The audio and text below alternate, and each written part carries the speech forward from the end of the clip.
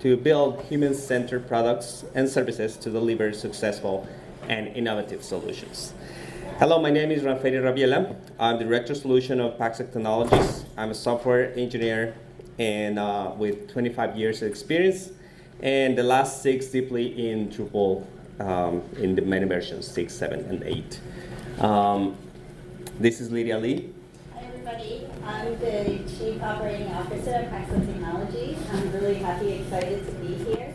My passion is really to help you guys help transform organizations, to really change the mindset, the culture individually as well as large organization. I've been doing coaching for the past about 8 years or so in varying industries, and so I'm really excited to talk about this topic. So welcome to Maneuver Agile Requirements Using Design Thinking. This title sounds a little complex. When we thought about it, our idea was to find a simple one. However, requirements by themselves are really complex. The idea is to expose our experience detangling the complex and confusing requirements documents into developer easy to understand pieces of work. Those papers that, we're trying to understand all the requirements. Let's start with defining design thinking. Design thinking refers to cognitive, strategic, and practical processes which concepts are developed by designers. In other words, design thinking utilizes methods and elements from the designer toolkit to empathy and experimentation to get innovative solutions in an iteration approach. It relies on human ability to be intuitive and recognize patterns and construct ideas that are emotionally meaningful as well as functional.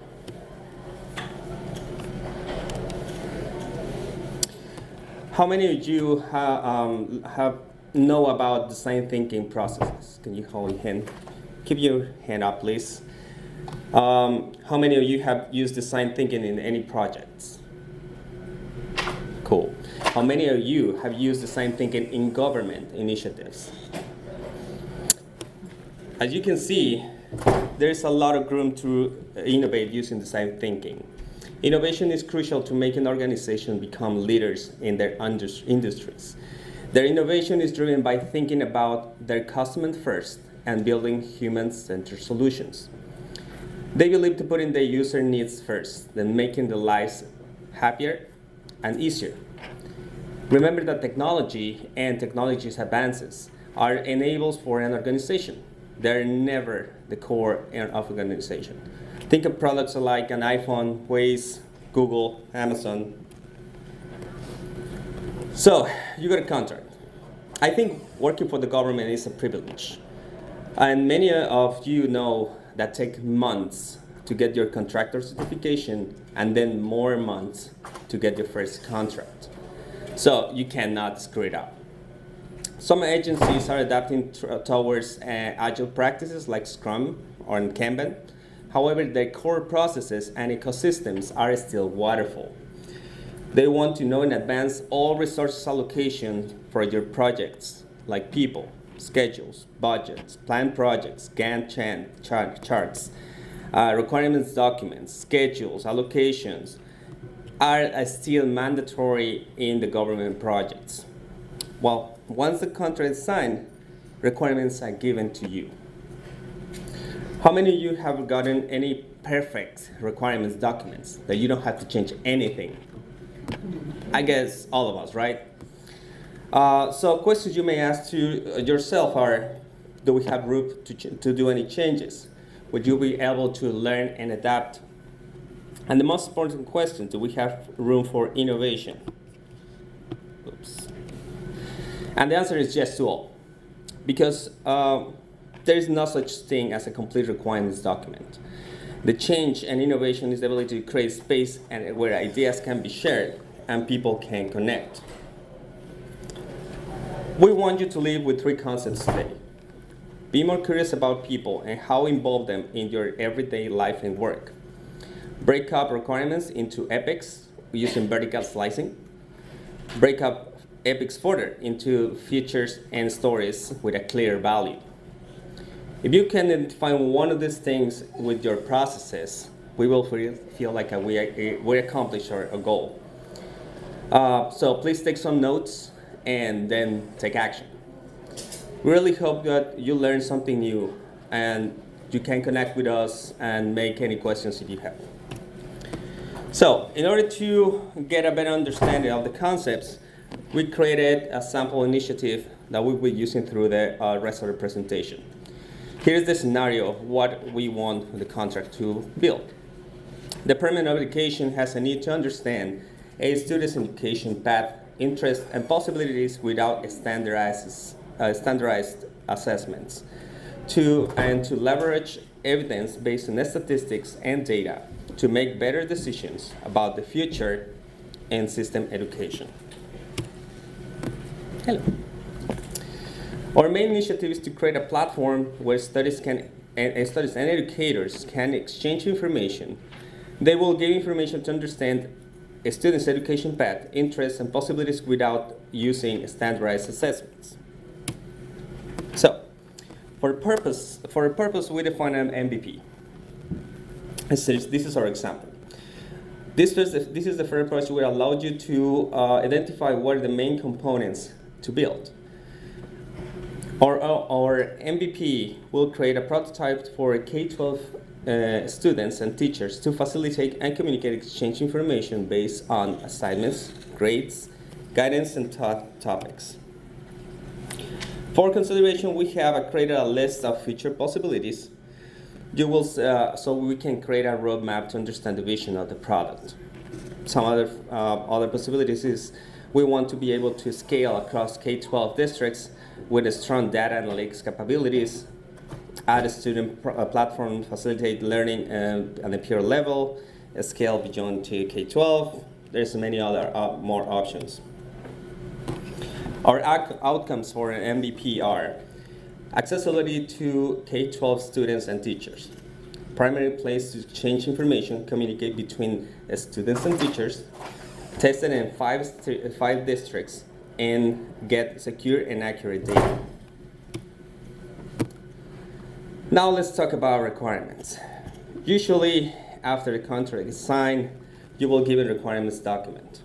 The document includes requirements in these domains: functional requirements, non-functional, business rules, server infrastructure, wireframes, etc. Some of these functional requirements could be: teacher must be able to log assignments and individual students or group of students. A student must be able to view their upcoming or due assignments. Some business rule could be: teacher can be teaching in the same class in different blocks, and the students can be only taking one class of topic. We can have a lot of requirements. So, okay, we have our contract, so now what to do?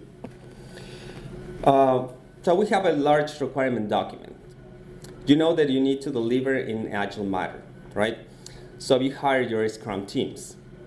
Now you're scratching your head and asking yourself, how am I going to do this? Now what? You need to break up in your big requirements documents and user stories to your scrum teams get going.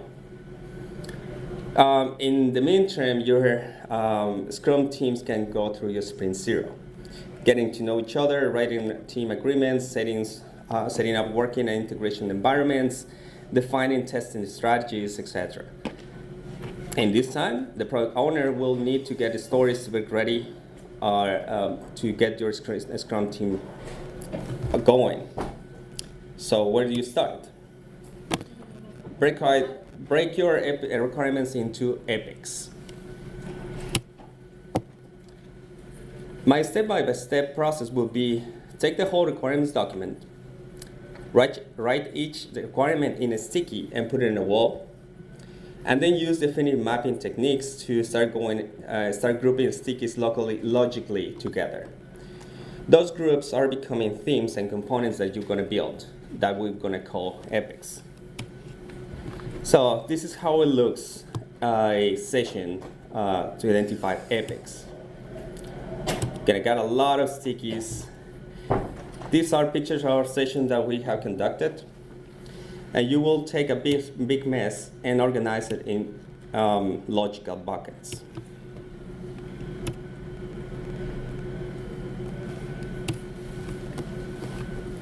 After your mapping session, you will end up with epics. The next step is assigning the product owner to each epic. Ideally, we'll have one product owner per epic. The main goal will be you're going to achieve with this step is the creation of ownership and accountability for all the required functionality. There are some examples of the epics that we identify. Create assignments and communicate to students. Log grades and assignments, tests and projects. Validate students and teachers. Ask help on assignments. View upcoming assignments, tests, projects, and grades. So you know how you epics. So you can form your groups, your teams. I'm going to handle to the expert in this matter, and I will shut up. So again, my name is Lydia. Really passionate about design thinking. It changed my way of thinking. It changed my mindset. It changed the way I operate. Changed the way I work. And so what I want to kind of review really quickly, right? So we had a large requirements document. We asked you guys to sticky map every single requirement. So imagine, right? You have a 100-page document, probably, maybe 200. You're sticky mapping everything on the wall. It's going to look really messy, like Graham Ferry said, right? So what you do is theme these things up. You got epics now, right? And we gave you sample epics. On the other side, you have your scrum teams, you have your product owners. Your product owners have been assigned to components. What this gives you is distinct one-on-one ownership, accountability to a functional working area of a requirements document. So now you assign your scrum teams over to your component, right, to your epics. So your epic has a product owner, has a scrum team, and now you can sort of use that team, right? Ever heard of two pizza teams, right? So you don't want them too big because you want the fluidity of the communication to happen. So once that happens, what you can use now is the design thinking framework to decipher what those requirements will look like, okay? So one-on-one as much as possible, product owner to component, that's ideal. So what is design thinking? We talked about it a little bit. It's a strategic, cognitive way of thinking through your requirements, to thinking through your users, to thinking through your customers. If you go to Google, If you Google design thinking, you'll come up with a lot of beautiful pictures, right? Some that look like an 8-figure infinity sign, some that look like the one that we just saw. I'm going to simplify it a little bit. I've been working in an agile environment for a really long time, and I like to blend the two a little bit. So this is my way of thinking through design thinking. Did you have a question? Oh, no, I'm sorry. Oh, okay, sorry. This is a way that you think through design thinking, that I think through design thinking. First two phases, empathizing, defining, and refinement, okay? The empathy part, to me, is the most critical part. If you do nothing else in design thinking, empathize. Once you empathize, your business, the way that you think about your decisions, will change. When you come to a roadblock about, what design solution do I choose? What architecture do I choose? What technology do I choose? Everything will actually fundamentally go back to the empathy part. What problem am I trying to solve? Which user am I trying to solve this for? Once you figure that out, your decisions become easy, they become evidence-based, and they become sound. Second step is define and refine. We'll walk through that as well. The last three steps, experimenting, validating, learning, and adapting, that's more of agile practices, agile processes that we're not going to sort of deep dive on today, but I do want to focus on the first two that I think are really critical. So we talked about focus. Why is empathy so important? I want to make two really clear distinctions. One, empathy is not the same as sympathy. Okay, sympathy is I feel bad for someone, I feel good for someone, is a feeling and is a very, in that moment, emotion. Empathy is when you can walk in somebody else's shoes, when you can hear what they say, when you can feel what they feel, and you know their ecosystem, you know why they feel those kind of pain points. That is empathy. Okay, active listening, building a human touch. That's how you build human-centered solutions around everything. It gives you a lot of evidence around what you're trying to do and why you're trying to do it. It answers the why. I'm not sure how many of you are big readers, but there's a book out there with Start With Why by Simon Sinek. He has a huge podcast. Wonderful book. That book changed my life as well too. So read it if you have time. So I want to talk about empathy. I'm going to really hone in on empathy because I really think that's the key to everything. Okay, so I'm going to tell you a story, and I hope that the story resonates with you a little bit. If anyone knows me outside of work, outside of this conference, you'll know that I'm not a brand person. I don't go buy something because of a brand. I buy things because of how I feel. If that thing looks good and makes me feel good, I'm going to pay twice the amount to buy that thing, right? And so I want to talk about a Disney experience that I had, okay? Many years ago, probably almost a decade ago now, I took my kids to Disney. And we had booked a land trip and a cruise ship. So it was a 7-day package where you had land and cruise, and it was wonderful, right? So we went to the land part first. We went to the resort. We had so much fun first 2 days. On the third day, I accidentally gave my daughter bad milk. So she got food poisoning. We had to rush her to the emergency room. She had to be put on an IV. She was dehydrated. She was vomiting like crazy. She couldn't hold anything in. And so what ended up happening is I couldn't go on the cruise. So, mom freaking out, sick child, not sure if she's even going to make it, right? And so I called Disney and I said, whatever the concierge desk was, help desk, right? I called them and I said, my daughter is really sick and we can't make the cruise. What can you do for us? Disney, and just to be sure, I never bought trip insurance because I don't believe in it, right? Because I'm like, who gets sick, right? So I never bought trip insurance. I'm calling Disney. I'm like, I'm going to lose money. I'm probably going to have to rebook another hotel. All these ideas going in my mind, right? And so I called Disney, and they're like, you know what? Don't worry about it, ma'am. We got you covered. Within 30 minutes of my phone call, my cruise was canceled. They rebooked me on the same resort I was staying at, in the same room that I was staying at, so I didn't have to move. They gave me new park tickets, whether I could use it then, if my daughter was feeling fine, or I could come back for another trip to use the theme park tickets. It was absolutely the best call that I got back from Disney. Till today, I will pay double, triple the price in any Disney store, whether it's that plush animal of, Big Hero 6, or, whatever it is, the princess thing that my daughter could potentially still be into.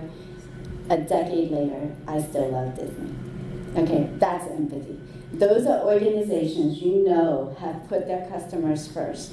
It wasn't somebody at the C level making that decision to cancel me, to rebook me. It was somebody on the phone knowing exactly how I felt as a customer, what I needed as a mom, and knew what to do.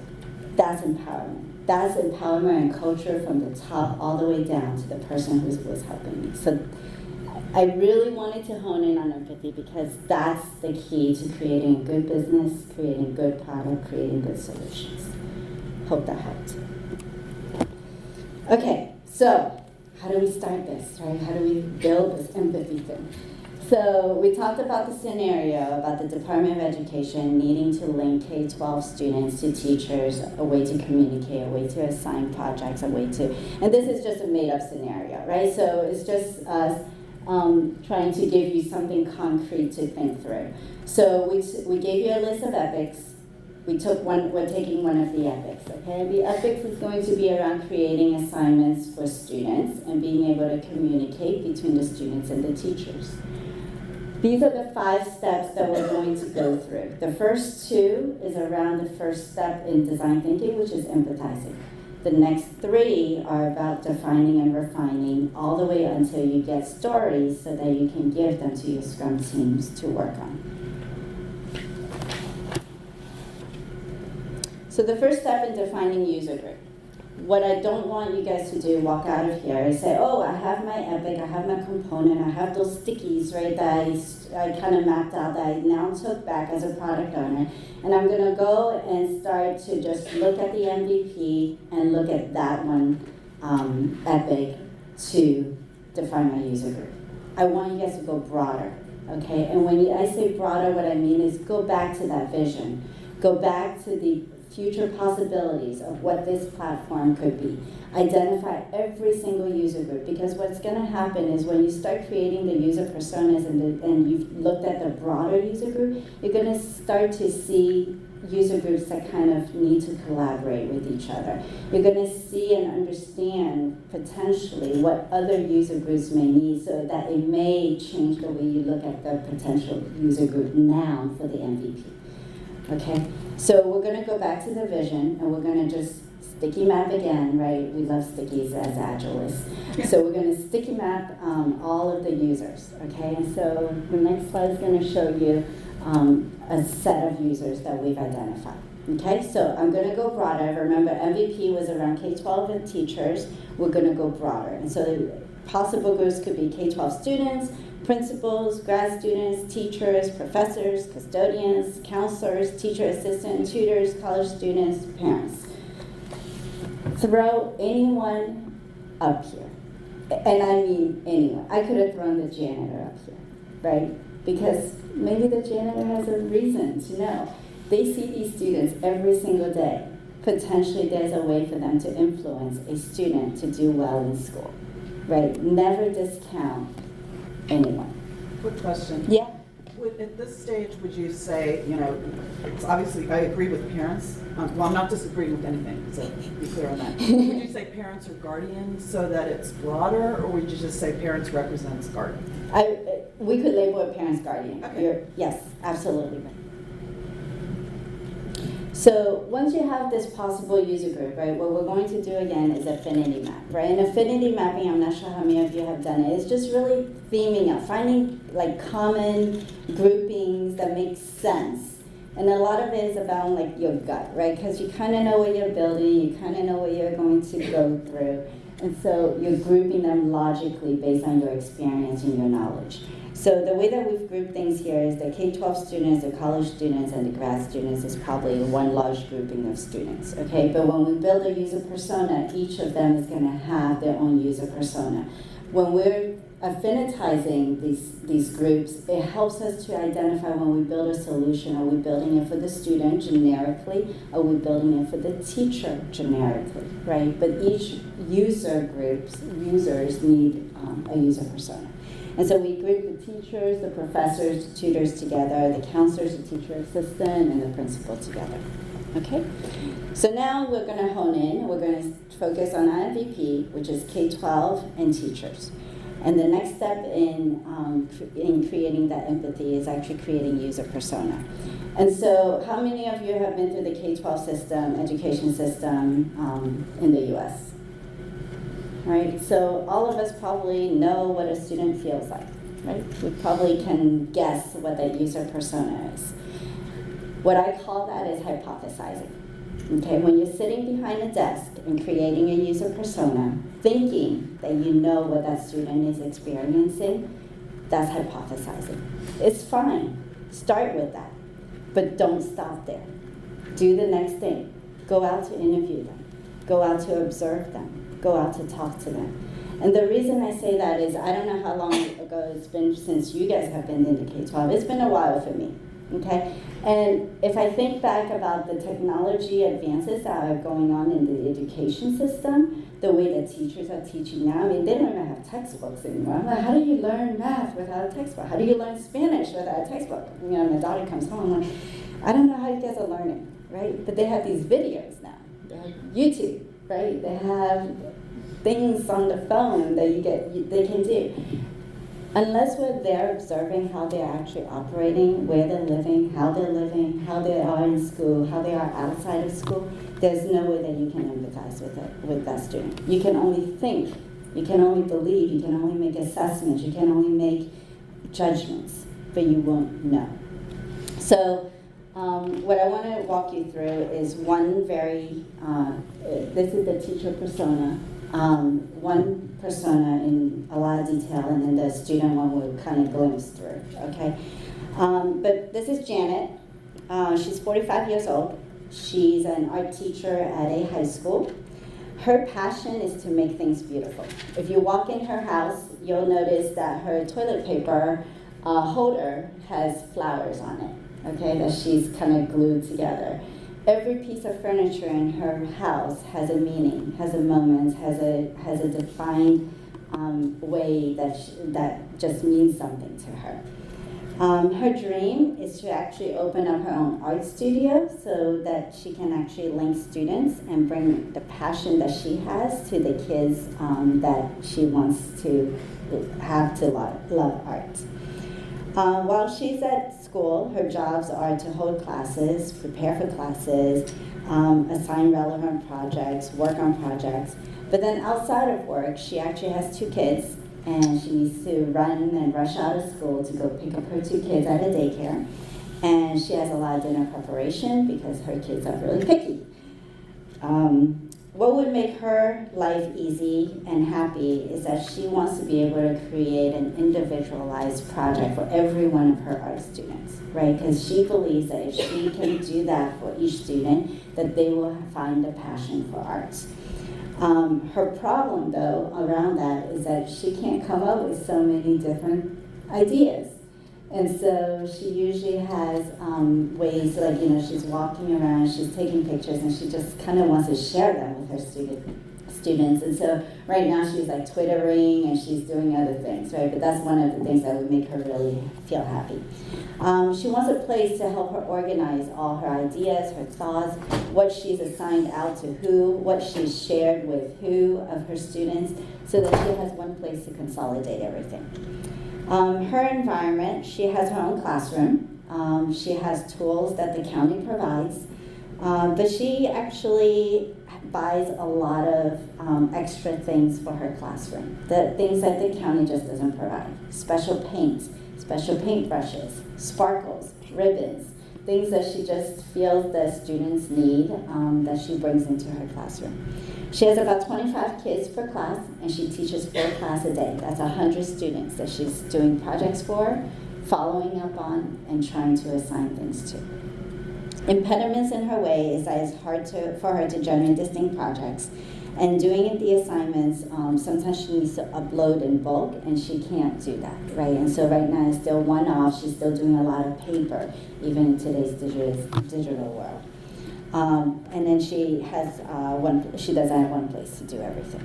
Okay, so what I want to pause here for a moment, right, is that when I tell you about Janet, I'm hoping what you walk away with is that you know how Janet is.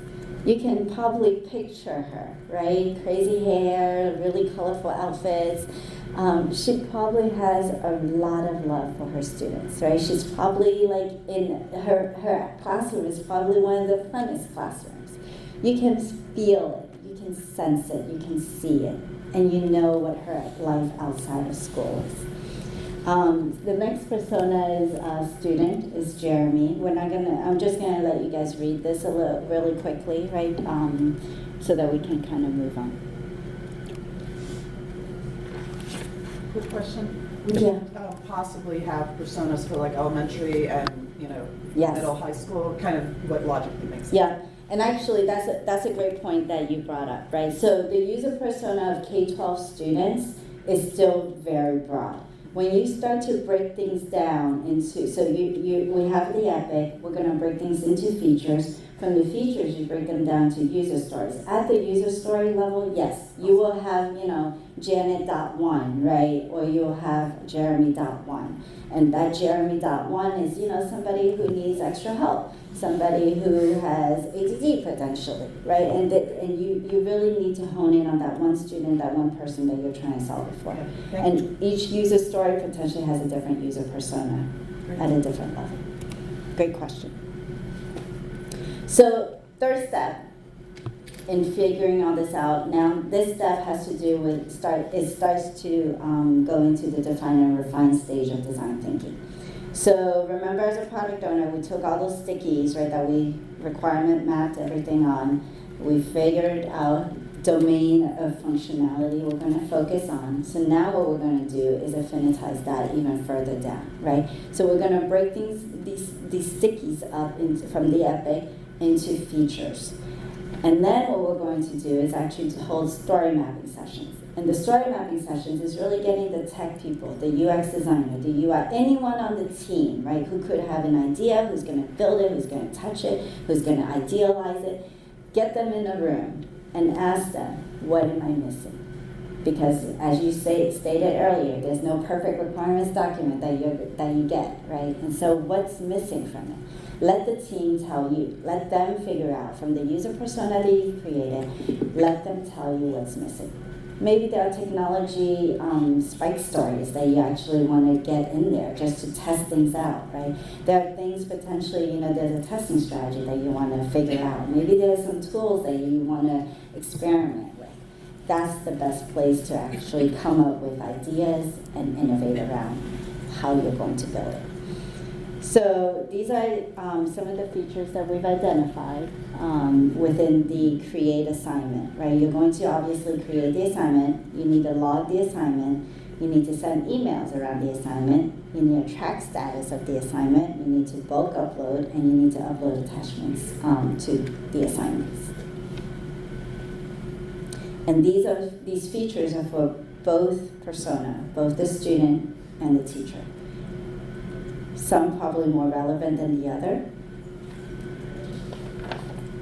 but still valuable to go through. So after you go through that, the next step is writing the feature.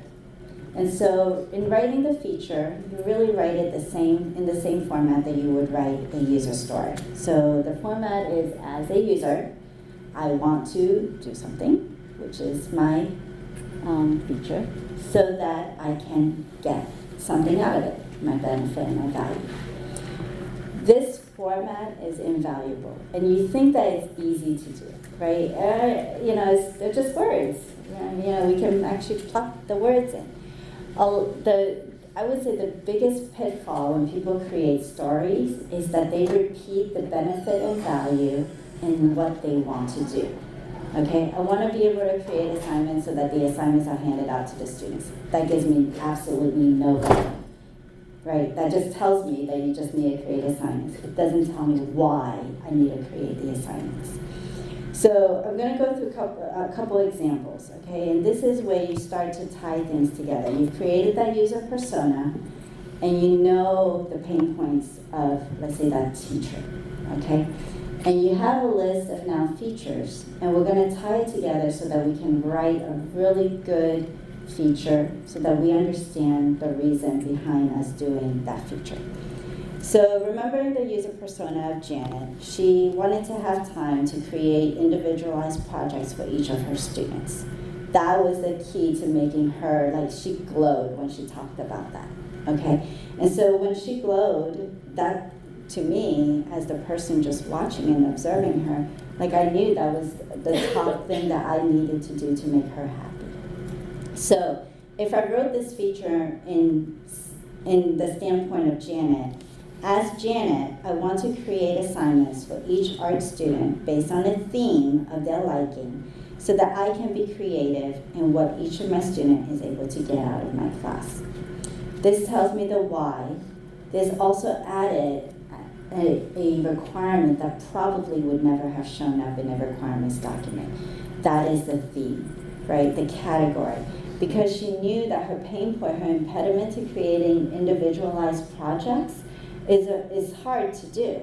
And so maybe what she was envisioning was really, if I have categories of things that I can create projects around, that it would make it easier. And so now we have introduced requirements around themes and categories.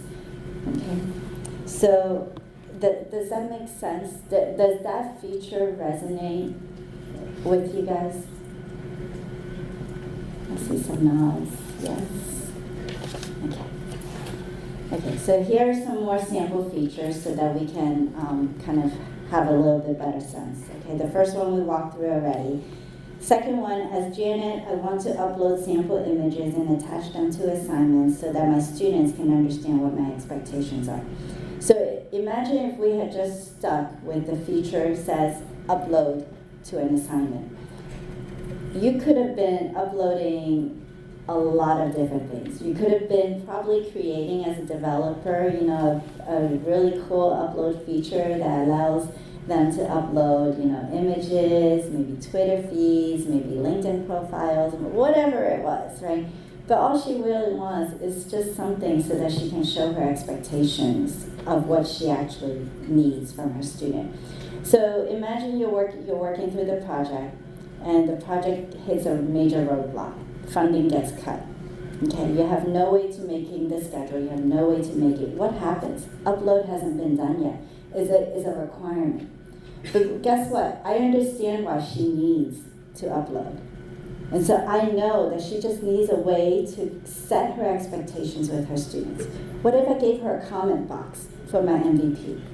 Just to type in expectation, I need a flower, I need petals. They may not be able to see what that flower looks like, but at least they know that it's a flower, it's a petal, it has a base, it has shadows, it needs color, right? And so she could type in her expectations. This is why design thinking, empathizing with the users, creating true and strong features will help you to make decisions when you get to those really tough calls that you need to make, right? What gets cut? Sometimes, the value of something is different than the other. We know scope can't change, or we know cost can't change, right? You can't add resources because your contract is fixed price. And you know that the schedule can't change because that's the government, right? So you have to deliver on the dates, and you have to deliver, but the value is what we're looking into deliver. So the next thing is we're going to break down the work. And again, we're going to use affinity mapping, we're going to use story mapping techniques to basically do this. So you take your feature that you've really well written now, you have your UX designer that now understands what we're trying to do. So they would have been creating wireframes during this time. They would have created user flows during this time. We have those sticky and those requirements. You add all of that together, and you desynthesize that, and those become stories, okay? Stories written in the same way that the features are written. Focus on the value, focus on the why, focus on the who, focus on the what, okay? And then those stories get disseminated out to your Scrum teams, and your Scrum teams can start sprinting. So I know it was a lot of information. We're hoping, that we really helped you to understand why empathy is important, why the define and refine stage is the same techniques over and over again, right? Affinity map it, story map it, get everyone in a room. Everyone has a voice. So our goal today was to just make you a little bit more curious about people, a little bit more curious about human-centered solution, and really be curious about design thinking. If you have questions, we're here. I think we have 10 questions. So we have probably about 5-10 minutes for questions, so we can take some now. If not, we have business cards there that you can ping us on, and lean into us. Thank you for your time.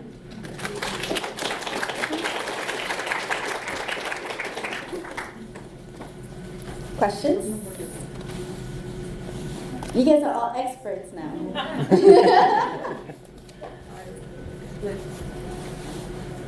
Well, you know what? I'm a big reader, okay? And I know I threw out oh, yes, we have a question. Yeah, so culturally there might not be organizations that would really kind of embrace design thinking. What are some techniques you suggest in order to help shape people's opinions of it in order to introduce new concepts so that they're more acceptable? I would say don't call it design thinking. Yeah. Just do it.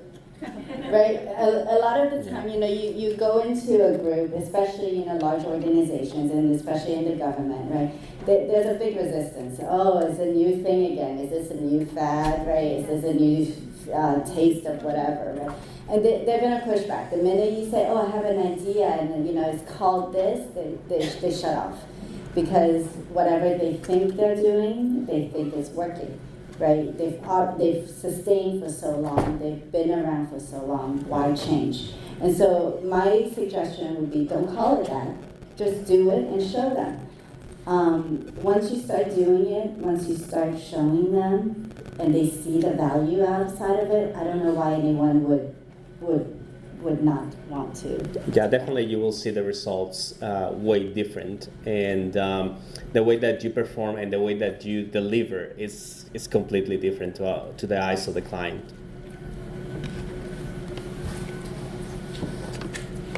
Yeah, I like your personas very much. I was curious, in the creation of the personas, did you do actual observation of users, or how did you get to the very empathetic storytelling? Yeah, so it's a great question. So I did work in the education space. I worked for a nonprofit organization before.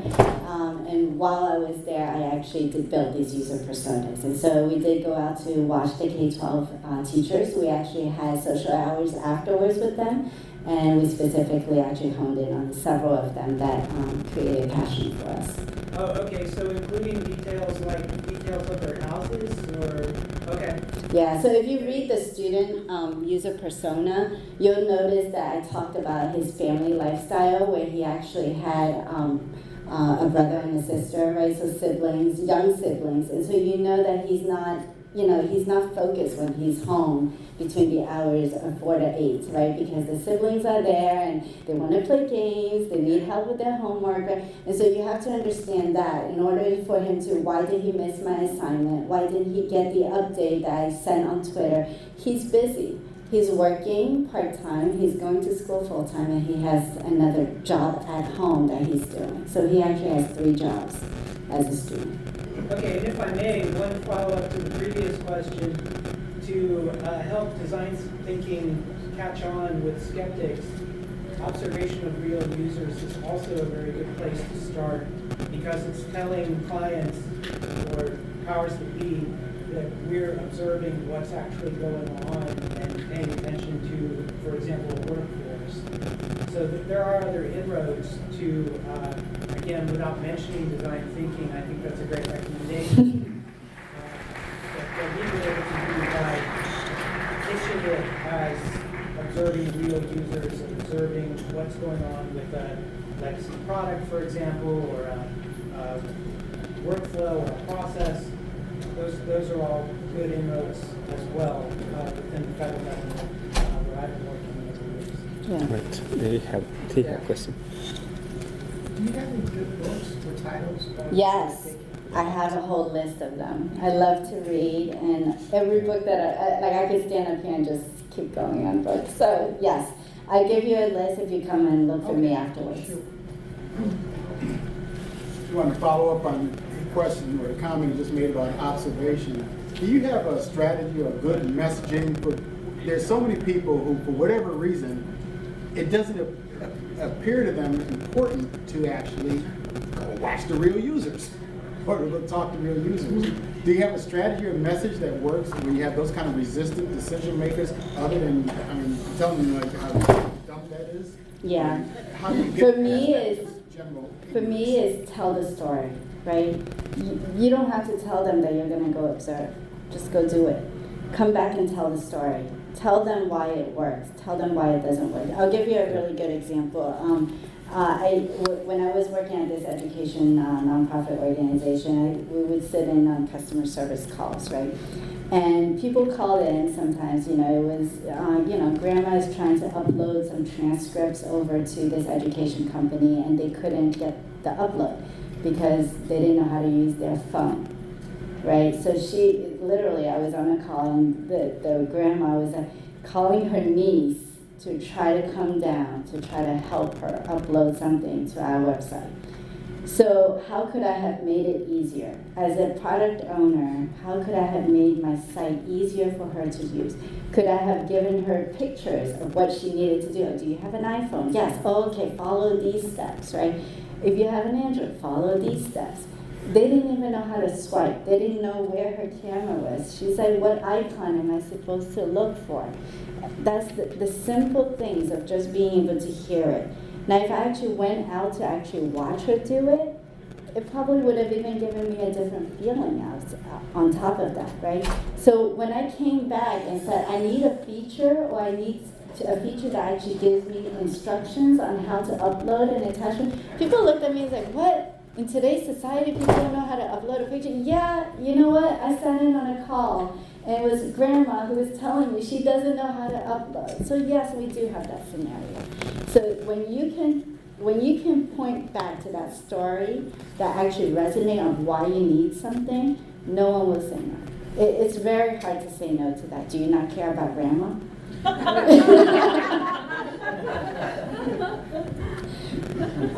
would you recommend to use to collect the stories and to teach them, because your requirements come out of this. Some of them become requirements which you are going to use right immediately and they will be implemented, but some of them will be on your wish list. So how do you collect it? What do you use for that? Right, How so what you're talking about is like generating a backlog, right, and being able to prioritize that backlog. I mean, there's a lot of different tools out there for it. That you can, the number one thing I would say for a product at least, right, is making sure that your vision is really clear, right? I mean, you could spend weeks and days and months, right, just honing in on what that vision really is. Because once that vision is set, you know what that looks like. You can imagine and reimagine that all you want. Build the roadmap, high-level roadmap. Take whatever these future possibilities are, plot them somewhere. That becomes your highest level of backlog. At the user story level, sure, you can prioritize, deprioritize. I would say that the most important is at the epic and feature level. Prioritize that, roadmap that, keep that in your backlog. Because if you always keep track of all these future possibilities, it will make your current development work that much more powerful, and it actually will change the way that you think about your current work. But there's a lot of tools out there. I mean, you can think about like Jira, Rally, version 1. Even Microsoft level. Yeah, Microsoft Team Concert, I think it is. Yeah. DevOps. Huh? DevOps. Oh, DevOps. Visual Studio. Yeah. Everybody has their own thing.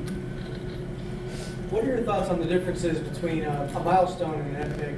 Because I was surprised that what your epics were, to me, looked like features. At least the way I kind of been doing things. And, you know, what distinguishes, well, I guess answer that question first, because it might direct my... Yep, so you're absolutely right.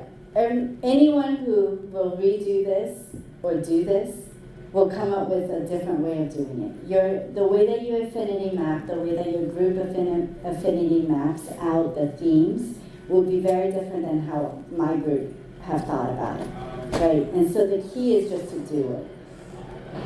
Affinity mapping, writing features, writing stories, writing epics, breaking the work down is all an art form. It's not science, it's not math, right? There's no formula, there's no exact answer. So you're right, the way that worked out, it potentially could have been features. And they're probably higher level features, right? So we took the create assignment, we actually had a lot of other features under it. And then you break those and you break it down even further into user stories. User stories could be features as well, too. Right? So it's just a different way of looking at it. All we're saying is that there's different hierarchies. I would say a milestone, it is different than an epic or a feature. A milestone should talk about the goal that you've achieved if X, A, B, C, D, E has been done. Once I've done create assignment, once I've done logging, once I've done sending email, potentially I would have already satisfied my MVP. I don't need to do upload. Potentially I don't even, right? Those were just requirements in there that allowed the users to be able to do more with what we've given them. So what is that milestone? That milestone should be set when you're setting your feature onto your roadmap to know exactly how you will communicate to the external community on what you're delivering out to the market. So it's part of a product market plan, I would say. Did that help? Follow-up question, if you don't mind. Smaller teams, like you were in your scenario there, epics broke out to like multiple scrum teams. What if you're just a two-man team, you know, handling pretty large-sized contracts, but it's just the two of you, right? Even better, right? No. So innovation really happens when your teams are smaller, right? But what happens is that when there's only a 2-people team, do you have enough cognitive diversity within the 2 people? You know, we usually have 4 quadrants of a brain, and you need a whole brain to be able to form a well-formed team, a really diverse team, so that ideas can actually really be generated. And so if you only have 2 people, make sure that you actually leverage each other's weaknesses as well. Pull out the parts that you don't need, right? So for example, you know, your 4 quadrant, you have your social, you have your conceptual, you have your analytical, and then you have your structural side. If one of you is strong on the social side, so you guys can talk about stories and you empathize with the users, right? All of that is in the social aspect of things. And on the other side, you have an analytical thinker, right? Your partner could be the analytical thinker. So all he's going to look at is data and data and data, and when you're telling him the story, he can't resonate, right?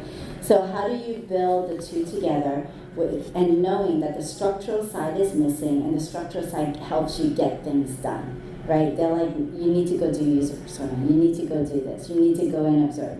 So you still need some of those aspects of things. Make sure that you actually bring all of that in. Hope that helps. Okay, so I think we're at time. Okay? Yeah, we're trying now. Yeah. One question more. One Yeah, last for the question. folks that might be local, there's a meetup group called Design Thinking DC. And so it's Design Thinking DC, and they have an event coming up in September that looks really good. So Cool. Wait, hold on. I hope you guys enjoyed the discussion. I hope you guys enjoyed the presentation. And the presentation is attached to the page in the group in the conference. in the site, conference I think. site. Yeah. We have business cards here if you guys want, and then I think for the people who are interested in books, come down and look for me. Thank you.